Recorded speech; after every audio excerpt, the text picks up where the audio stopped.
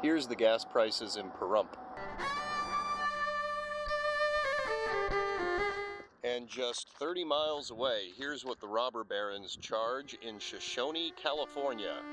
To be fair, the Chevron in Shoshone is out in the middle of nowhere, so they can sort of get away with being a clip joint.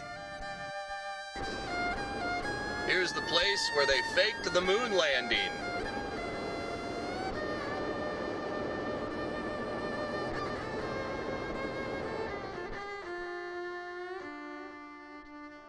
Now, technically, Tacopa is Wonder Hussy's turf, but I did work at Delight's Hot Springs for a season, so you know what, my turf, Wonder Hussy's turf? There's one thing that we can all come together and agree on, and that's complaining about gas prices. Only at least we have gas, because in 1979 they weren't so lucky. Or at least I'm told. I was born in 1981, so technically I was -3 at that time. Here's a clip from Texas Archive of the Moving Image to fill us in. The Arabs shut off our oil. The embargo put a noose around our necks that tightened with every passing month.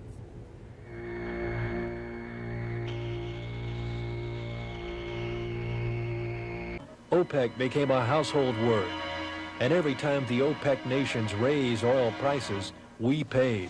A Gallup poll found that more than 3/4 of all Americans polled felt that the oil crisis of '79 was a hoax, a plot to allow the oil companies to raise their prices. It's a ridiculous situation. You got a situation where 34 major oil companies are playing footsie with the federal government and getting anything they want, and 170,000 dealers and millions of Americans are getting screwed as a result.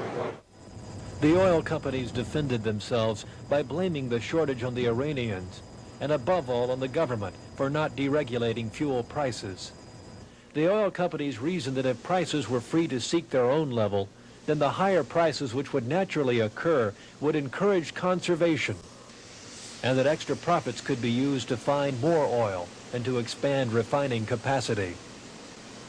To help get us out of this mess, President Carter came up with a plan. Sunday night, July 9th, 1979, Houston and the world were watching. Beginning this moment, this nation will never use more foreign oil than we did in 1977. Never. Carter's plan was ambitious: to cut imports, to make us energy self-sufficient, to develop synthetic fuels, and to tax the oil companies mightily. Now people are comparing Joe Biden to Jimmy Carter. Inflation is our friend. It seems their one-term presidencies will similarly be marred by inflation and high gas prices. And that's what this week's cartoon is about. Here's a baseline. That's what Jimmy Carter actually looks like. And I decided to do some practice sketches.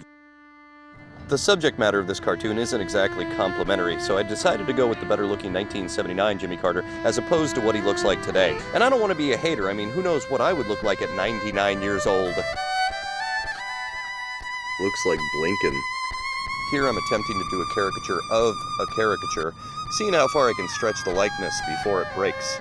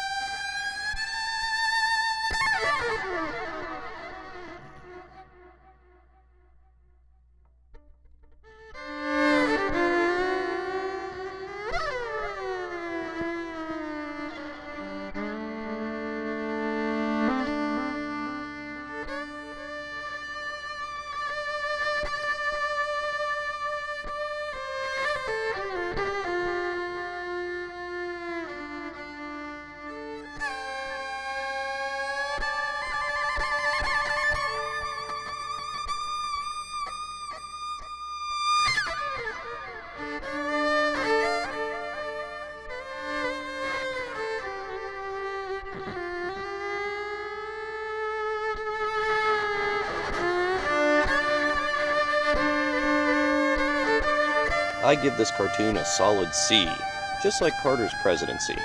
In his defense, he was up against it. He just got dealt a bad hand for those 4 years, and while history might remember him as a mediocre president, as a person and a human being, he was, and still is, top-notch. I mean, you got ex-presidents, war criminals like George Bush or Barack Obama. They're spending their retirement painting landscapes or murdering their chefs, and they're far too busy to do something decent and altruistic like building houses for poor people, the way that Carter's Habitat for Humanity still does today.